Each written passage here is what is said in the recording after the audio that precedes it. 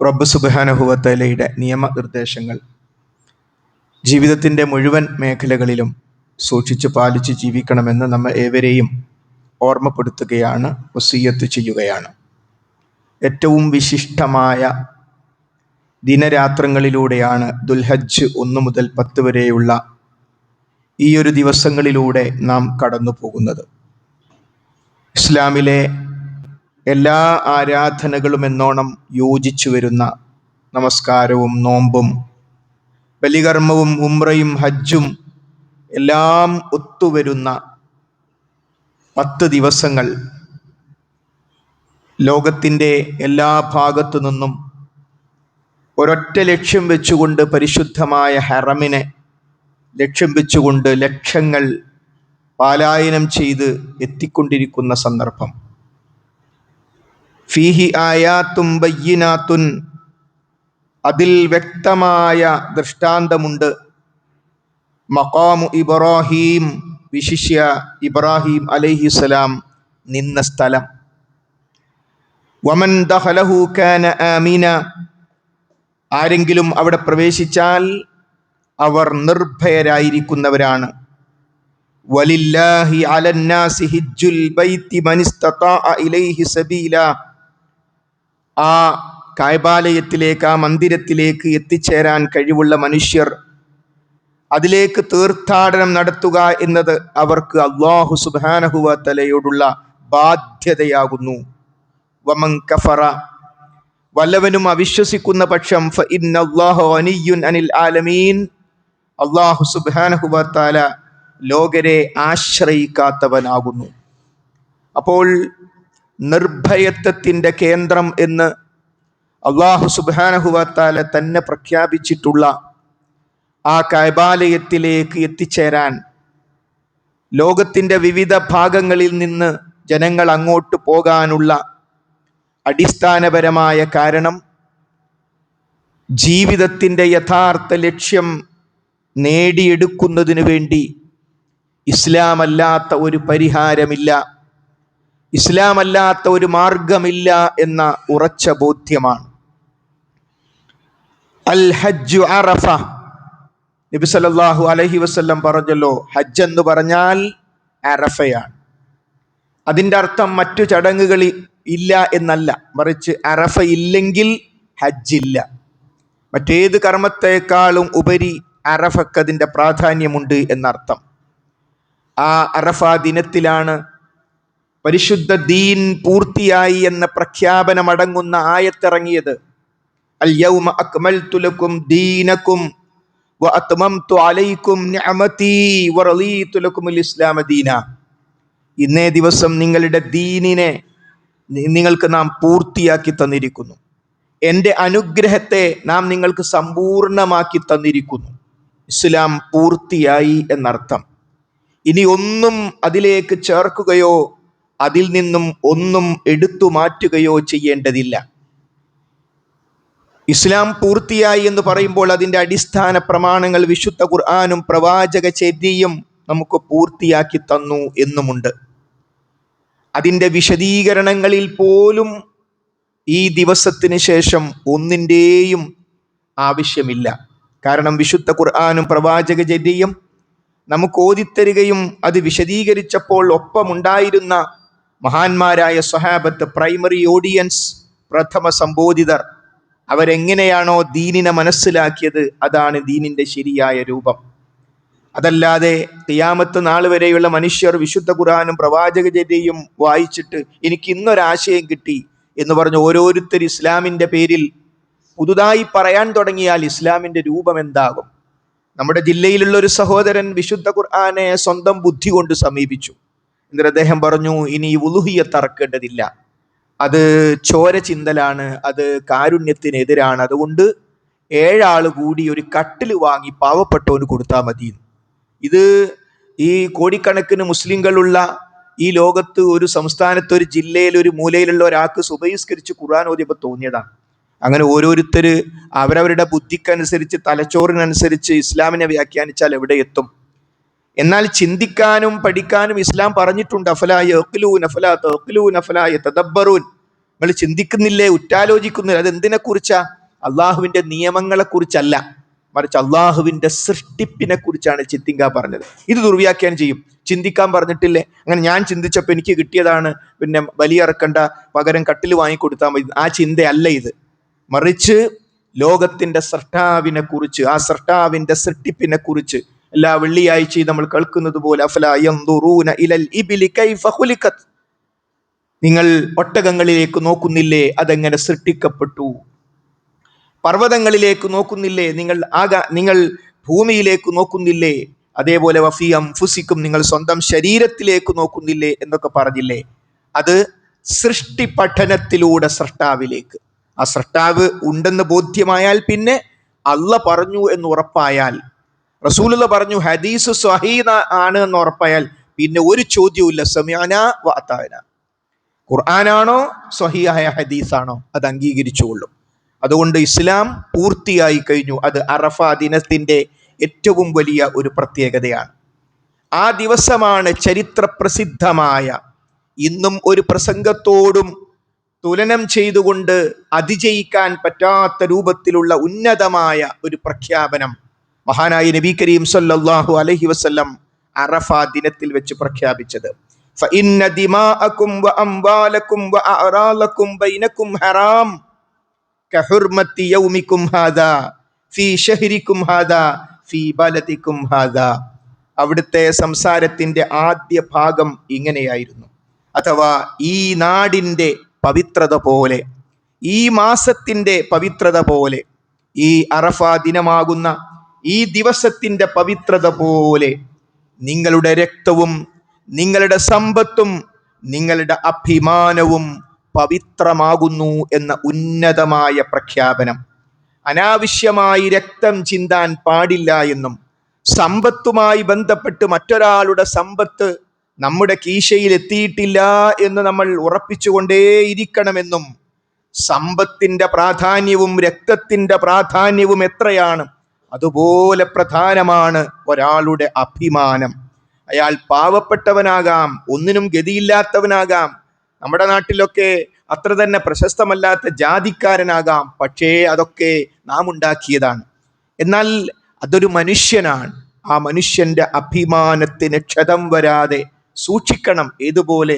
സമ്പത്തിനെ പോലെ, രക്തത്തെ പോലെ. ആ ഒരു ലിസ്റ്റിലാണ് മഹാനായ നബി കരീം സല്ലല്ലാഹു അലൈഹി വസല്ലം അഭിമാനത്തെ പെടുത്തിയിട്ടുള്ളത്.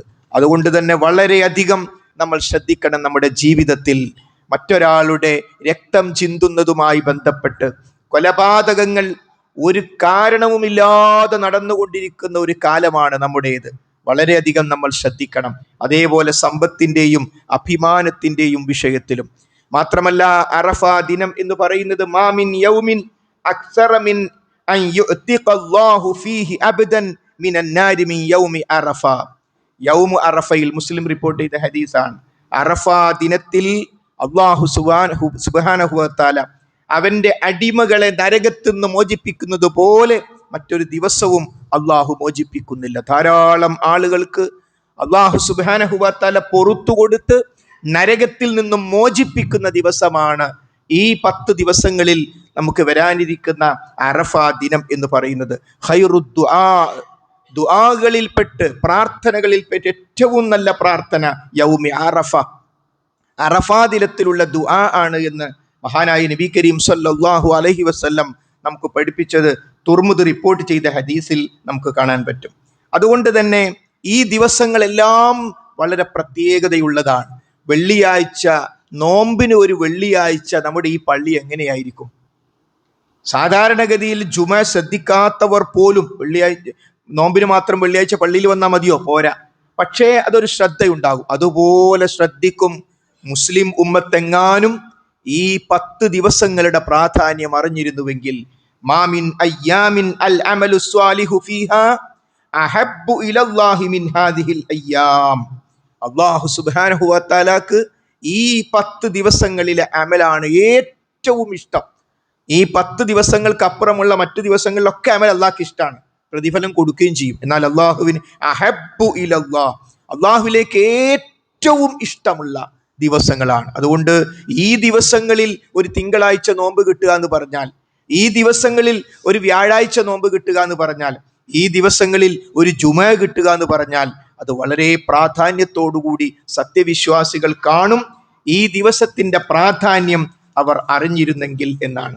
മാത്രമല്ല മഹാനായ നബി കരീം സ്വല്ലല്ലാഹു അലൈഹി വസല്ലം പഠിപ്പിച്ചു, മാ അമില അദമിയ്യു മിൻ അമലിൻ യൗമൻ നഹർ അഹബ്ബ ഇലല്ലാഹി മിൻ ഇഹ്റാഖി ദം. തുർമുദി റിപ്പോർട്ട് ചെയ്ത ഹദീസിൽ കാണാം, ബലിദിനത്തിൽ ഏറ്റവും പ്രധാനമായത്, അല്ലാഹു സുബ്ഹാനഹു വ തആലക്ക് ഇഷ്ടമായത്, അല്ലാഹു സുബ്ഹാനഹു വ തആലക്ക് ബലി കൊടുത്ത് ആ രക്തം ചിന്തുക എന്നത്. നോക്കൂ, അള്ളാഹുവിൻ്റെ പ്രീതിക്കു വേണ്ടി മനുഷ്യർ ആടിനെയും മാടിനെയും ഒട്ടകത്തെയും ഒക്കെ നിയ്യത്താക്കി, നേർച്ചയാക്കി ബലികർമ്മത്തിന് വേണ്ടി തയ്യാറായി. എന്നിട്ട് ആ ഒരു ദിവസം അല്ലാഹു സുബ്ഹാനഹു വ തആലയുടെ പ്രീതിക്ക് വേണ്ടി ആ ബലികർമ്മം നടത്തുന്നത്, ആ രക്തം ചിന്തുന്നത് അല്ലാഹു സുബ്ഹാനഹു വ തആലക്ക് ഇഷ്ടമുള്ള കാര്യമാണ്. ബലിദിനത്തിൽ രക്തമൊഴുക്കുന്നതിനേക്കാൾ അള്ളാഹുവിന് പ്രിയപ്പെട്ട മറ്റൊരു കർമ്മവും ഇല്ല എന്ന് തുർമുദി റിപ്പോർട്ട് ചെയ്ത ഹദീസിൽ നമുക്ക് കാണാൻ പറ്റും. നമ്മുടെ ചുറ്റുഭാഗങ്ങളിൽ പലതരത്തിലുള്ള ബലികളുണ്ട്. സർപ്പ ബലി എഴുതി വെച്ച് നമ്മൾ കണ്ടിട്ടില്ലേ? പലതരത്തിലുള്ള ബലികളുണ്ട്. വിവിധ മതങ്ങളിൽ ബലികർമ്മങ്ങളുണ്ട്. അപ്പൊ ബലികർമ്മം ഇസ്ലാം മാത്രം പഠിപ്പിച്ച ഒരു കാര്യമൊന്നുമല്ല. പക്ഷെ ഇസ്ലാമിലെ ബലികർമ്മത്തിന്റെ പ്രത്യേകത അത് റബ്ബ് സുബ്ഹാനഹു വ തആലക്ക് മാത്രമുള്ള ഇബാദത്താകുന്നു എന്നതാണ്. എന്നാൽ ഈ പ്രാധാന്യം മനസ്സിലാക്കാത്ത മുസ്ലിം സമൂഹത്തിൽ പോലും ചിലർ അല്ലാഹു സുബ്ഹാനഹു വ തആല അല്ലാത്തവർക്ക് ബലികർമ്മങ്ങൾ നടത്താറുണ്ട്. ഈ കുട്ടൻ ഇത് ബദരീങ്ങൾ ആണ്ടിനേക്ക് നേർച്ചയാക്കിയതാ. അപ്പൊ ഈ കുട്ടൻ എന്തിനാ നേർച്ചയാക്കിയത്? ബദരീങ്ങളുടെ പ്രീതി കിട്ടാൻ, അവരുടെ പൊരുത്തം കിട്ടാൻ. അതോടുകൂടി ലാ ഇലാഹ ഇല്ലല്ലാഹ് ഫസാദായി. കാരണം ബദരീങ്ങളുടെ നേതാവ് നബി കരീം സല്ലല്ലാഹു അലൈഹി വസല്ലം പഠിപ്പിച്ചത് ഫസ്വല്ലി ലിറബ്ബിക വൻഹർ, നീ നിന്റെ റബ്ബിന് വേണ്ടി നമസ്കരിക്കുക, ബലിയറുക്കുകയും ചെയ്യുക എന്നാണ്. അതാണ് ബദരീങ്ങൾ പഠിപ്പിച്ചത്. എന്നിട്ട് റബ്ബിന് വേണ്ടി ബലികർമ്മം നടത്തുക എന്ന് പറഞ്ഞ ആ റസൂലുള്ളാഹിക്ക് വേണ്ടി ബലികർമ്മം നടത്തുന്ന അവസ്ഥയിലേക്ക് പടച്ചവൻ റബ്ബീ വറബ്ബുദു റബ്ബീ വറബ്ബക്കും, നിങ്ങൾ എന്റെയും നിങ്ങളുടെയും റബ്ബായ പടച്ചവനെ ഇബാദത്ത് എടുക്കുക എന്നാണ് ഈസാ നബി അലൈഹി ഇസ്ലാം പഠിപ്പിച്ചത്. പക്ഷെ ഒരു സമൂഹം വന്നിട്ട് ആ ഈസാ നബി അലൈഹി ഇസ്ലാമിനെ തന്നെ ദൈവമാക്കി മാറ്റി. അതുപോലെ മുസ്ലിം സമൂഹത്തിൽ അറബി ഭാഷയിൽ ചില ഗദ്യങ്ങളും പദ്യങ്ങളും ഒക്കെ പിൽക്കാലഘട്ടത്തിൽ വന്നു, ത്വരീഖത്തുകളുടെ മറവിൽ. അതിലൂടെ വന്നത് എന്താണോ ബദരീങ്ങൾ പഠിപ്പിച്ചത് അതിന് നേരെ എതിര് ഇബാദത്തുമായി ബന്ധപ്പെട്ട കാര്യങ്ങൾ, ബലികർമ്മം ഉൾപ്പെടെ അല്ലാഹു അല്ലാത്തവർക്ക് കൊടുക്കുന്ന അവസ്ഥയിലേക്ക് എത്തി. എന്നാലോ ഈ ഇബാദത്തിന്റെ കാര്യത്തിൽ വേണ്ടത്ര ശ്രദ്ധയും ഇല്ല. അതുകൊണ്ട് നമ്മളെല്ലാവരും ആ ബലികർമ്മത്തിന്റെ കാര്യം ശ്രദ്ധിക്കണം. ഈ ദിവസങ്ങളിൽ നമ്മൾ ഏറ്റവും കൂടുതൽ ശ്രദ്ധിക്കേണ്ടുന്ന കാര്യം ബലികർമ്മമാണ്. അതുകൊണ്ട് തന്നെ റബ്ബ് സുബ്ഹാനഹു വ തആലക്ക് എല്ലാം സമർപ്പിക്കുക എന്ന മഹാനായ ഇബ്രാഹിം നബി അലൈഹിസ്സലാം നമുക്ക് പഠിപ്പിച്ചിട്ടുള്ള മില്ലത്തു ഇബ്രാഹിം, എല്ലാ ദിവസവും രാവിലത്തെ ദിക്റുകളിൽ, വൈകുന്നേരത്തെ ദിക്റുകളിൽ മഹാനായ ഇബ്രാഹിം നബി അലൈഹിസ്സലാമിന്റെ മില്ലത്തിലാണ് ഞാൻ എന്ന് പ്രഖ്യാപിക്കുന്നുണ്ട്. ആരെന്നറിയുമോ? രാവിലത്തെ ദിക്ർ ചൊല്ലുന്നവർ, വൈകുന്നേരത്തെ ദിക്ർ ചൊല്ലുന്നവർ. നമ്മുടെ ശ്രദ്ധയിൽ അതില്ലെങ്കിൽ നേരെ ജുമ കഴിഞ്ഞ് നമ്മൾ മൊബൈൽ എടുക്കുന്നു, പ്ലേ സ്റ്റോറിൽ പോകുന്നു, ജമീൽ ആപ്പ്. ആ ജമീൽ ആപ്പ് തുറന്നാൽ രാവിലത്തെ ദിക്റുകളും വൈകുന്നേരത്തെ ദിക്റുകളും ഒക്കെ സ്വഹീഹായത്, അർത്ഥത്തോടുകൂടി, ഹറക്കത്തോടുകൂടി സാധാരണക്കാർക്ക് അത് വായിച്ചെടുക്കാൻ പറ്റുന്ന രൂപത്തിൽ ക്രോഡീകരിക്കപ്പെട്ടിട്ടുണ്ട്. അപ്പം അതുകൊണ്ട് ഈ ദിവസങ്ങൾ നമ്മൾ ലോകം മുഴുവനും ഹറമിലേക്ക് നീങ്ങുമ്പോൾ ആ ഒരു മാനസികാവസ്ഥയിലായിരിക്കണം നമ്മളും എല്ലാം റബ്ബിന് സമർപ്പിക്കുക എന്നത്. കാരണം അന്ധവിശ്വാസവും ഇസ്ലാമും തമ്മിൽ ഒരു ബന്ധവുമില്ല. അന്ധവിശ്വാസം വന്നാൽ അത് ശിർക്കിന്റെ മേഖലയാണ്. 13-ാം നമ്പർ എടുക്കാൻ ആളില്ല പോലും, 13-ാം നമ്പർ എടുക്കാൻ ആളില്ല. എന്നാൽ ഒരു സഹോദരൻ എനിക്ക് തരൂ എന്ന് പറഞ്ഞു. അതൊരു മുസ്ലിം കാണിച്ച ഏറ്റവും നല്ലൊരു മാതൃകയാണ്. അപ്പോൾ അന്ധവിശ്വാസങ്ങൾ എവിടെയൊക്കെ എത്തി. ഒരാൾ തൻ്റെ വണ്ടിയുമായി കണ്ണൂരിലേക്ക് പുറപ്പെടുകയാണ്. അപ്പോൾ ഒരു പാമ്പ് അല്ലെങ്കിൽ ഒരു ചേര അല്ലെങ്കിൽ ഒരു പൂച്ച നേരെ കുറുങ്ങനം കടന്നു. അതോട് വണ്ടി തിരിക്കുക വീട്ടിലേക്ക്. അപ്പുറത്ത് ആ പൂച്ച ഒരു എലിയെ കണ്ടിട്ടുണ്ട്, ആ എലിയെ തിന്നാൻ പോയതാകും അപ്പോൾ പ്രശ്നം. പൂച്ച തൻ്റെ ഇരയെ കാണാൻ പോയതാണ്, ഇയാൾ വണ്ടി വീട്ടിലേക്ക് തിരികെ. അന്ധവിശ്വാസങ്ങൾ എത്രമാത്രം വ്യാപകമായിട്ടാണ് മുസ്ലിം സമൂഹത്തിലുള്ളത്. അപ്പം അതുകൊണ്ട് തന്നെ നമ്പറുകളിൽ പോലും ഈ പ്രബുദ്ധ കേരളം എന്നൊക്കെ നമ്മൾ സാക്ഷര കേരളം എന്നൊക്കെ പറയുന്നുണ്ടെങ്കിലും അവിടെ പോലും ഈ അന്ധവിശ്വാസങ്ങൾ ഏറെയാണ്. എന്നാൽ അതിനെതിരെയാണ് മഹാനായ ഇബ്രാഹിം നബി അലൈഹിസ്സലാം സ്വന്തം കുടുംബത്തോടും നാടിനോടും ഭരണകൂടത്തോടും എല്ലാവരോടും പൊരുതി. തനിക്ക് ഭരണം കിട്ടാനല്ല, മറിച്ച് അവർ അക്ഷരാർത്ഥത്തിലുള്ള തീയിൽ മഹാനായ ഇബ്രാഹിം നബി അലൈഹിസ്സലാമിനെ ഇട്ടപ്പോൾ ആ തീയെ അല്ലാഹു സുബ്ഹാനഹു വ തആല തണുപ്പാക്കി മാറ്റി. അതിൻ്റെ അർത്ഥം വിശ്വാസത്തിനാണ് വിജയം, സത്യത്തിനാണ് വിജയം എന്നതാണ്. അതുകൊണ്ട് തന്നെ ആ സന്ദേശം ഉൾക്കൊണ്ടുകൊണ്ട് ഈ ദിനരാത്രങ്ങളിൽ ഇബ്രാഹിമി മില്ലത്ത് കൂടുതൽ പഠിക്കാനും പ്രാവർത്തികമാക്കാനും നമ്മൾ ഓരോരുത്തരും പരിശ്രമിക്കുക. അല്ലാഹു സുബ്ഹാനഹു വ തആല തൗഫീഖ് നൽകി അനുഗ്രഹിക്കുമാറാകട്ടെ.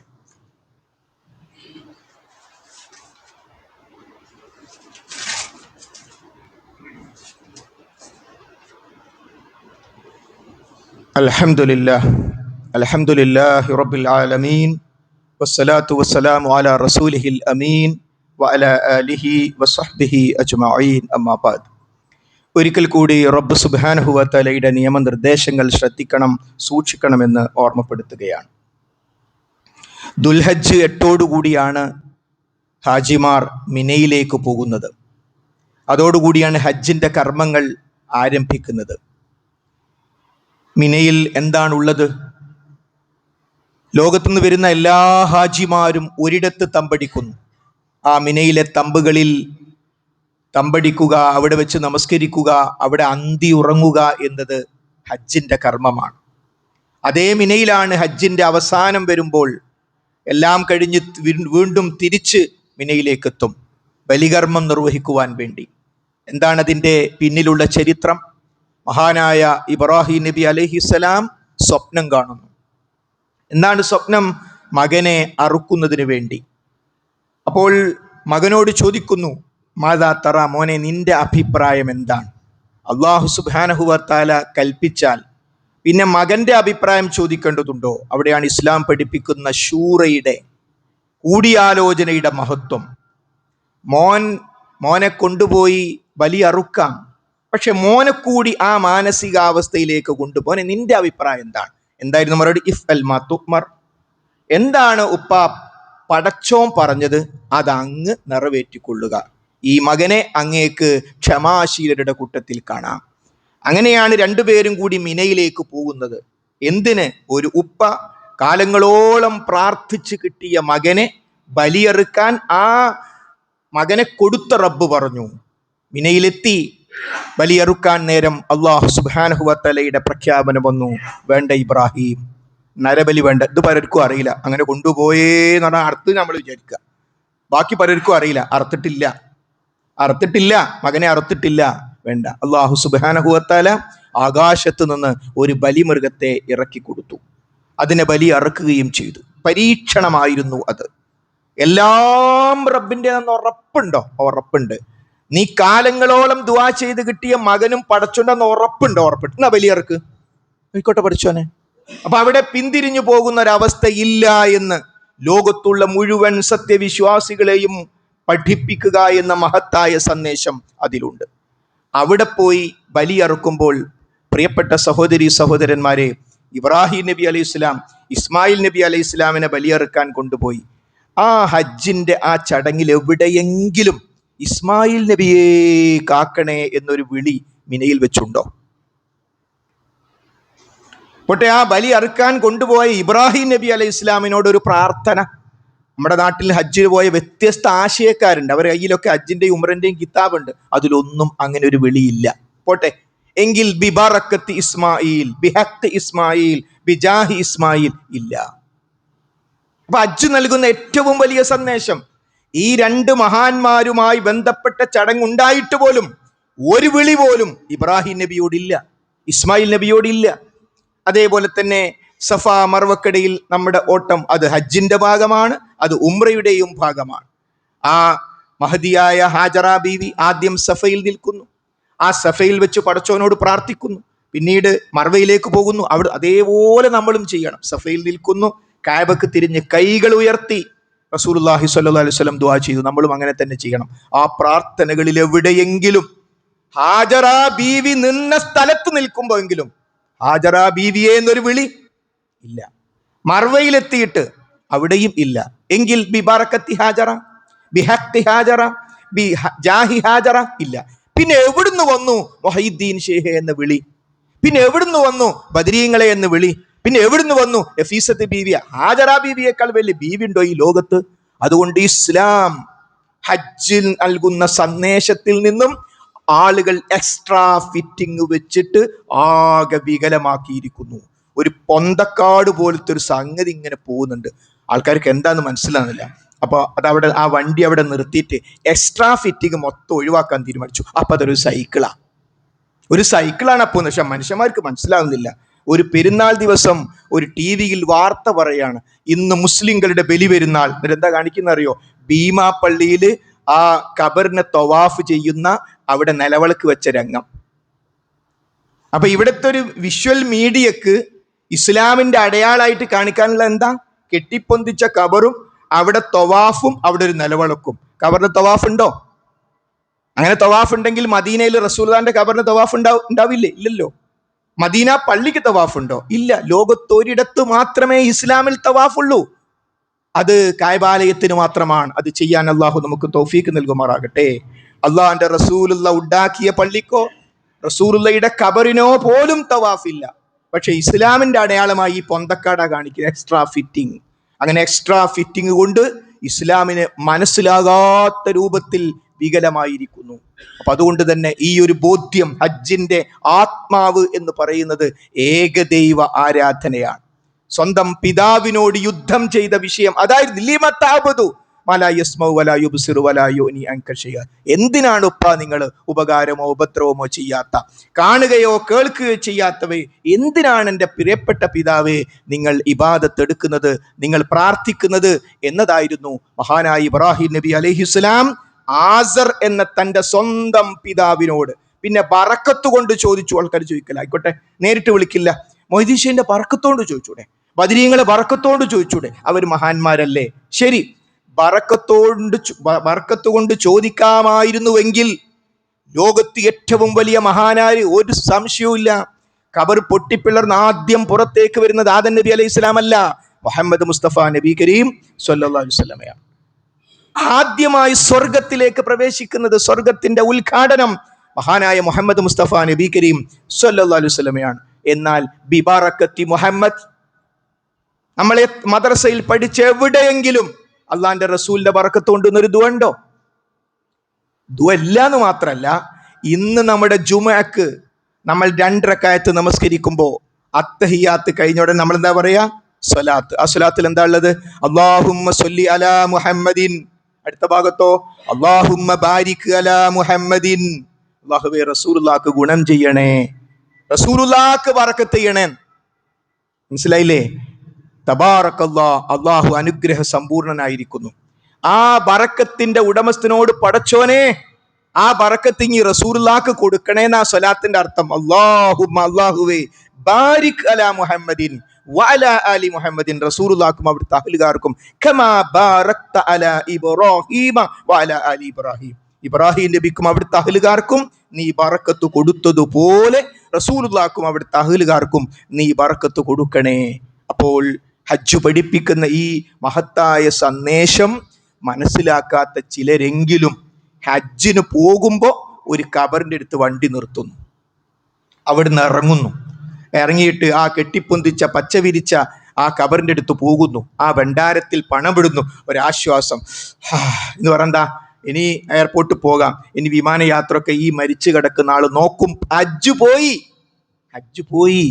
ആ ഖബറിൽ മരിച്ചു കിടക്കുന്ന ആള് നിന്റെ യാത്ര നോക്കലല്ല പണി. മരണത്തിന് മുമ്പ് ജീവിതത്തിൽ ചെയ്ത അമലിന്റെ പല അനുഭവിക്കാണ് അവിടെ. നിന്റെ യാത്ര നോക്കേണ്ട പണി റബ്ബിന. അതുകൊണ്ട് ആ വീട്ടിൽ നിന്ന് പറഞ്ഞത് ബിസ്മില്ലാ തവക്കൽതു അലല്ലാഹ് വലാ ഹൗല വലാ ഖുവത ഇല്ലാ ബില്ലാ. ബിസ്മില്ലാ, അല്ലാഹുവിന്റെ നാമത്തിൽ. മരിച്ചെടുക്കുന്ന ആരെങ്കിലും നാമത്തിലല്ല. തവക്കൽതു അലല്ലാഹ്, ഞാൻ മരിച്ചെടുക്കുന്ന ആളെ തവക്കുലാക്കി എന്നല്ല, ഞാൻ അല്ലാഹുവിൽ തവക്കുലാക്കിയിരിക്കുന്നു.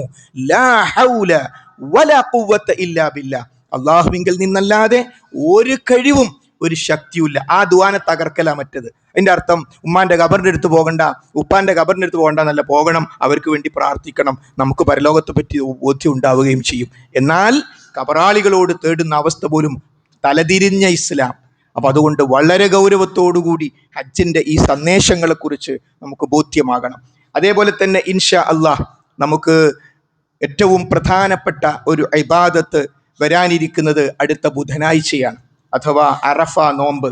എന്നാണോ ഓരോ നാട്ടിലും ദുൽഹജ്ജ് 9 അന്നാണ് അറഫ നോമ്പ്. ചിലരെങ്കിലും ചെറിയ കുട്ടികളെ ബുദ്ധിയിൽ ചോദിക്കും, അല്ല അറഫയിൽ ആള് നിൽക്കുമ്പോൾ അല്ലേ നമ്മൾ അറഫ നോമ്പ് നോൽക്കേണ്ടത്?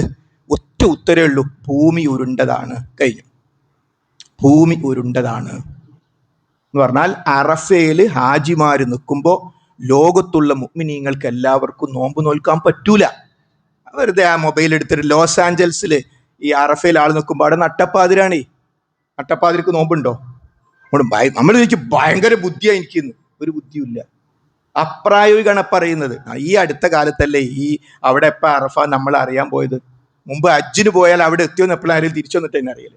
കപ്പലിലൊക്കെ പോകുന്ന കാലം ഉണ്ടായിരുന്നില്ലേ? അപ്പൊ ഇസ്ലാം പ്രായോഗികമാണ് സഹോദരങ്ങളെ. അതുകൊണ്ട് ഈ കുട്ടികളെ ബുദ്ധിയൊന്നും ആരും കാണിക്കണ്ട. എന്നാണോ ദുൽഹജ്ജ് 9 ഓരോ നാട്ടിലും അന്നാണ് അറഫ നോമ്പ്. അതാണ് കൃത്യം. അവരോട് പിന്നെ ഐക്യദാർഢ്യം പ്രഖ്യാപക രാഷ്ട്രീയമാണ്, അങ്ങനത്തെ യാതൊന്നും റസൂലുള്ളാഹി സ്വല്ലല്ലാഹു അലൈഹി വസല്ലം പഠിപ്പിച്ചിട്ടില്ല. അവിടുന്ന് പഠിപ്പിച്ചു സിയാമു യൗമി അറഫ അഹ്തസിബു അലല്ലാഹി അൻ യുകഫിറ തസ്സനത്തല്ലതി ഖബ്ലഹു വസ്സനത്തല്ലതി ബഅദഹു. മുസ്ലിം റിപ്പോർട്ട് ചെയ്ത ഹദീസ്. റസൂലുള്ളാഹി പറയാണ്, കഴിഞ്ഞു പോയ ഒരു വർഷവും വരാനിരിക്കുന്ന ഒരു വർഷവും ആ 2 വർഷത്തെ പാപങ്ങൾ പൊറുക്കപ്പെടാൻ കാരണമായി തീരുന്ന അത്രയും പ്രതിഫലാർഹമായ നോമ്പാണ് അറഫ നോമ്പ്. എന്നാൽ നിങ്ങൾക്കറിയുമോ, മുസ്ലിം സമൂഹത്തിലെ പലരും അടുത്ത ബുധനാഴ്ചയാണ്, ഫർളല്ല, പക്ഷെ അശ്രദ്ധമായിട്ട് അന്ന് സാധാരണ പോലെ ഉച്ചക്ക് ഭക്ഷണമൊക്കെ കഴിച്ച് വൈകുന്നേരം ചായ കുടിക്കും. എനിക്ക് ചായ കുടിക്കാൻ വരുന്നൊക്കെ ചോദിക്കും. അറഫ നോമ്പാണ്.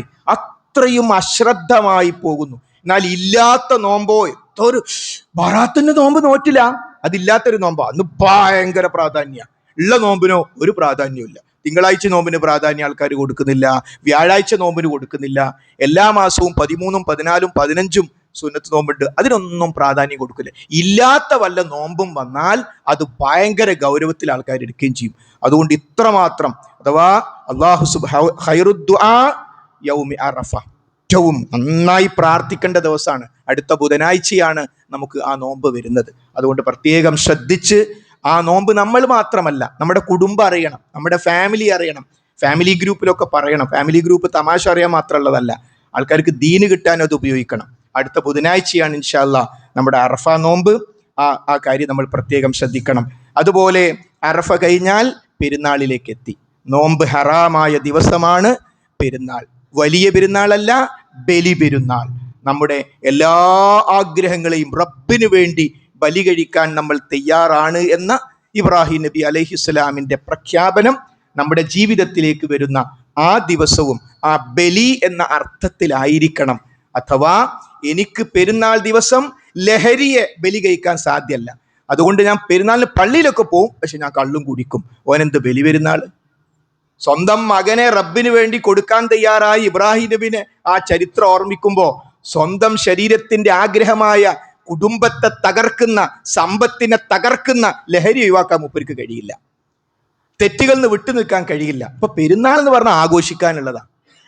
ആ ഇസ്ലാമിൽ ആഘോഷമുണ്ട്. എന്നാൽ നമസ്കാരമില്ലാത്ത ആഘോഷം, ഹറാമായ തരത്തിലുള്ള ആഘോഷങ്ങൾ ഇല്ലാതിരിക്കാൻ നമ്മളെല്ലാവരും പ്രത്യേകം ശ്രദ്ധിക്കണം. അതേപോലെ തന്നെ പെരുന്നാൾ തുടങ്ങുന്നതോടുകൂടി തക്ബീർ ആരംഭിക്കും. ഈദുൽ ഫിത്ർ, റമദാനുമാന്റെ സമാപനം വരുന്ന ചെറിയ പെരുന്നാൾ നമ്മൾ പറയുന്ന ഈദുൽ ഫിത്ർ, അത് ഈദ്ഗാഹോടുകൂടി, പള്ളിയോടുകൂടി തക്ബീർ അവസാനിച്ചു.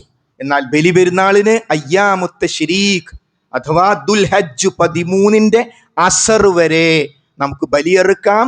ആ അസർ വരെ തക്ബീർ നമ്മൾ ചൊല്ലിക്കൊണ്ടേയിരിക്കണം. അതാണ് ബലി പെരുന്നാളിൻ്റെ ഏറ്റവും പ്രധാനപ്പെട്ട ഒരു പ്രത്യേകത. അത്തരം കാര്യങ്ങൾ നമ്മൾ പ്രത്യേകം ശ്രദ്ധിക്കുക. അതുപോലെ പെരുന്നാൾ ദിവസം പുതിയ ഡ്രസ്സ് അല്ലെങ്കിൽ ഏറ്റവും പുതിയ ഡ്രസ്സ് ധരിക്കുക എന്നത് നാം പ്രത്യേകം ശ്രദ്ധിക്കണം. അതിൻ്റെ സുന്നത്തുകൾ പാലിച്ച് പെരുന്നാൾ ദിവസം പ്രത്യേകമായൊരു കുളിയുണ്ട്. മലയാളികൾ എല്ലാ ദിവസവും കുളിക്കും, പക്ഷേ നിയ്യത്തോടു കൂടി കുളിച്ചാൽ, വെള്ളിയാഴ്ച നമ്മളെല്ലാവരും കുളിച്ചിട്ടുണ്ട്, ഇന്ന് വെള്ളിയാഴ്ചയാണ് എന്ന നിയ്യത്തോടു കൂടി കുളിച്ചാൽ കൂലിയായി. അതേപോലെ തന്നെ പെരുന്നാളിനും അങ്ങനെ കുളിയുണ്ട്. ചില ആളുകൾ പെരുന്നാൾ എന്ന് പറഞ്ഞാൽ പുരുഷന്മാർക്ക് മാത്രം, സ്ത്രീകളെ പരിപാടി എന്താ? പെരുന്നാൾ കഴിഞ്ഞ് വരുന്ന ആൾക്കാർക്ക് ബിരിയാണി ഉണ്ടാക്കുക, ഒരു അടുക്കളപ്പണി നിശ്ചയിച്ചു കൊടുക്കുക. ഇസ്ലാം അങ്ങനെ പറഞ്ഞിട്ടില്ല. ഇസ്ലാം പറഞ്ഞത് മുസ്ലിമീങ്ങൾക്ക് എല്ലാവർക്കും പെരുന്നാളുണ്ട്. റസൂലുള്ളാഹി സ്വല്ലല്ലാഹു അലൈഹി വസല്ലം ഒറ്റപ്പെട്ട സന്ദർഭത്തിൽ മാത്രമാണ് പള്ളിയിൽ വെച്ച് പെരുന്നാൾ നിസ്കരിച്ചത്. ബാക്കി എല്ലാ സമയവും മൈതാനിയിൽ വെച്ച്. എന്താ ഇതിന് ഒരു കാരണം എന്താണെന്ന് ചോദിച്ചാൽ, എല്ലാവർക്കും പെരുന്നാൾ കിട്ടണം. ആർക്ക് വരെ? ആർത്തവകാരികളായ സ്ത്രീകൾക്ക് വരെ. അവരോട് റസൂലുള്ളാഹി സ്വല്ലല്ലാഹു അലൈഹി വസല്ലം പറഞ്ഞു, നിങ്ങൾ പെരുന്നാളിന് വരൂ, ആഘോഷത്തിൽ പങ്കെടുക്കൂ. നിങ്ങൾ സ്വലാത്ത് തുടങ്ങുമ്പോൾ, നമസ്കാരം തുടങ്ങുമ്പോൾ മാറി നിൽക്കൂ. അപ്പൊ എല്ലാവരും വരികയാണ്. അപ്പൊ എല്ലാവർക്കും കൂടിയുള്ളതാണ്. ഒരിക്കൽ പെരുന്നാൾ ഖുത്ബ നടത്തിയപ്പോൾ സ്ത്രീകളുടെ ഭാഗത്ത് നിന്ന് പരാതി വന്നു, ഞങ്ങൾ ശരിക്ക് കേട്ടിട്ടില്ല, റസൂലുള്ളാഹിന്റെ ഉപദേശം കേട്ടിട്ടില്ല. അപ്പൊ റസൂലുള്ളാഹി അവരുടെ ഭാഗത്തേക്ക് പോയി ആ ഖുത്ബയുടെ ചുരുക്കം അവർക്ക് പറഞ്ഞു കൊടുത്തു. എല്ലാവരോടും ധർമ്മം വാങ്ങുകയും ചെയ്തു. അപ്പൊ പെരുന്നാൾ ദിവസം മറ്റൊരു സുന്നത്താണ് ധർമ്മം ചെയ്യുക. അപ്പൊ നമ്മുടെ കുട്ടികളൊക്കെ പെരുന്നാളിന് പോകുന്നുണ്ടെങ്കിൽ എല്ലാ കുട്ടികളെ കീശയിലും കുറച്ച് പൈസ കൊടുക്കുക, അവരോട് പറയാം, എന്നിട്ട് അവരെ കൊണ്ട് കൊടുപ്പിക്കുക. ഇങ്ങനെ ദാനം ചെയ്യേണ്ടുന്ന ഒരു ദിവസവും കൂടിയാണ്. അതോടൊപ്പം ബലികർമ്മത്തിൽ പങ്കെടുത്തിട്ടുള്ള ആളുകൾ ആ ബലിയുടെ സ്ഥലത്ത് ഹാജരാകൽ വളരെ പ്രധാനമാണ്. നമ്മളിങ്ങനെ അതൊക്കെ അവരെ ഏൽപ്പിച്ചിട്ടുണ്ട്. ആരെ ഏൽപ്പിച്ചിട്ടുണ്ട്? നമ്മുടെ കൂലിപ്പണിക്കാരാണ് ഇത് ചെയ്യുന്ന ആൾക്കാർ. കൂലിക്കാരെ വിളിക്കണ്ടെന്നല്ല, നമ്മൾ ബലികർമ്മം നടത്തുമ്പോൾ നമുക്ക് ബലി നടത്താൻ, നമുക്ക് തന്നെ അറുക്കാൻ കഴിയുമോ എങ്കിൽ അങ്ങനെ ചെയ്യണം. അല്ലെങ്കിൽ അവിടെ ഹാജരാവുക. ചില ആളുകൾക്ക് അവരുടെ മാട് അല്ലെങ്കിൽ ആട് ഏതാണെന്ന് പോലും അറിയില്ല. അങ്ങനെ ആവരുത്. നമ്മൾ ആ സ്ഥലത്ത് ഹാജരാവുക എന്നതും അതിന് സാക്ഷികളാവുക എന്നതും അതിൻ്റെ വിതരണത്തിലും മറ്റുമൊക്കെ പങ്കെടുക്കുക എന്നതൊക്കെ ദീനിന്റെ ഇഖാമത്തിൽപ്പെട്ടതാണ്.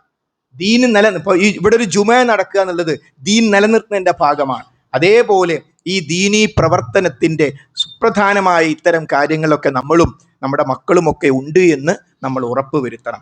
അങ്ങനെ അല്ലാഹു സുബ്ഹാനഹു വ തആല നൽകിയിട്ടുള്ള അതിമഹത്തായ ഈ അനുഗ്രഹം, ഈ ദിവസങ്ങളിൽ പുണ്യങ്ങൾ വർദ്ധിപ്പിക്കുവാൻ നമ്മൾ ഓരോരുത്തരും ശ്രമിക്കണം. മഹാനായ ഇബ്രാഹിം നബി അലൈഹി ഇസ്ലാം എന്ത് ചെയ്തു? ഇസ്മായിൽ നബി അലൈഹി ഇസ്ലാം എന്ത് ചെയ്തു? ഹാജറ ബീവി എന്ത് ചെയ്തു? ഈ 3 പേരിൽ ഒരു കുടുംബത്തിൻ്റെ അങ്ങേയറ്റത്തെ ദൃഢത നമുക്ക് കാണാൻ പറ്റും. ഒരു ഉമ്മയും ഒരു ഉപ്പയും ഒരു മകനും. അവർ 3 പേരും എങ്ങനെ ജീവിച്ചു എന്നത് ലോകത്ത് ജീവിക്കുന്ന എല്ലാവർക്കും ഒരു ഭർത്താവ് എങ്ങനെയാകണം, ഒരു ഭാര്യ എങ്ങനെയാകണം, ഒരു മകൻ എങ്ങനെയാകണമെന്ന മഹത്തായ സന്ദേശം അതിൽ നമുക്ക് കാണാൻ സാധിക്കും. ലോകത്തുടനീളം ഊരുചുറ്റി തൗഹീദ് പ്രചരിപ്പിക്കുമ്പോഴും ഭാര്യയോടുള്ള ഉത്തരവാദിത്തം നിർവഹിക്കാൻ, അതേപോലെ തന്നെ ഭർത്താവിനോടുള്ള ഉത്തരവാദിത്തം നിർവഹിക്കാൻ, അതിലുപരി എൻ്റെ ഉപ്പ എൻ്റെ ഉമ്മ എന്ന ആ മകൻ്റെ, അതുകൊണ്ട് ഇബ്രാഹീമുമാർ എന്ന പിതാവ്, ഇസ്മായിലുമാർ എന്ന മക്കൾ, ഹാജറ ബീവിമാർ എന്ന ഉമ്മമാർ, അതായിരിക്കണം നമ്മുടെ കുടുംബത്തിലും ഉണ്ടാകേണ്ടത്. പഠിക്കാനും പകർത്താനും ധാരാളമുണ്ട് പരിശുദ്ധ ഇസ്ലാമിൽ. സഹോദരങ്ങളെ, ഒരല്പസമയം ദീൻ പഠിക്കാൻ നമ്മൾ സമയം ചെലവഴിക്കണം. പീസ് റേഡിയോ എന്ന് നമ്മൾ പ്ലേ സ്റ്റോറിൽ പോയി അടിച്ചു കൊടുത്താൽ 24 hours ഈ ദിനങ്ങളിലെല്ലാം നമുക്ക് കിട്ടുന്നത് ഈ ഇസ്മായിൽ നബി അലൈഹി ഇസ്ലാമിൻ്റെ, ഇബ്രാഹിം നബി അലൈഹി ഇസ്ലാമിൻ്റെ സന്ദേശങ്ങൾ ഏറ്റവും ആകർഷകമായ രൂപത്തിലാണ്. അതുകൊണ്ട് നമ്മുടെ അടുക്കളയിൽ അതങ്ങ് ഓൺ ചെയ്ത് വെച്ചേക്കുക. നമ്മുടെ ഭാര്യമാർക്ക് എപ്പോഴും ദീൻ പഠിക്കാം. അൽ ഇജാബ പോലെയുള്ള ദീനീ സംശയങ്ങൾക്ക് നിവാരണം നടത്തുന്ന സെഷനുകൾ വരെ നമ്മൾ നമ്മുടെ കഴിവും പ്രാപ്തിയുമുള്ള നമ്മുടെ IT രംഗത്തുള്ള കുട്ടികൾ അഹ്ലുസുന്നയെ വളർത്താൻ വേണ്ടി വർഷങ്ങളായി, 10 വർഷം കഴിഞ്ഞു, ഇടതടവില്ലാതെ ഈ സമാധാനത്തിൻ്റെ സന്ദേശം നമുക്ക് ലഭ്യമാവുകയാണ്. പഠിക്കാനും ജീവിക്കാനും ആ നിലക്ക് മുന്നോട്ട് പോകാൻ ആഗ്രഹിക്കുന്നവർക്ക് ഇഷ്ടം പോലെ മാർഗങ്ങൾ നമ്മുടെ മുമ്പിലുണ്ട്. അല്ലാഹു സുബ്ഹാനഹു വ തആല നമ്മിൽ നിന്ന് നമ്മുടെ പാപങ്ങൾ വിട്ടുപുറത്ത് മാപ്പാക്കി തരുമാറാകട്ടെ. റബ്ബ് സുബ്ഹാനഹു വ തആലയുടെ സന്തതികൾ, അവൻ്റെ സൃഷ്ടികൾ എന്നുള്ള നിലക്ക് അവനോട് കടപ്പാടുകൾ നിർവഹിക്കാൻ, പൂർണ്ണമായ മുസ്ലിമായി ജീവിച്ചു മരിക്കാനുള്ള തൗഫീഖ് റബ്ബ് സുബ്ഹാനഹു വ തആല നമുക്ക് ഓരോരുത്തർക്കും നൽകി അനുഗ്രഹിക്കുമാറാകട്ടെ. ഹജ്ജിന്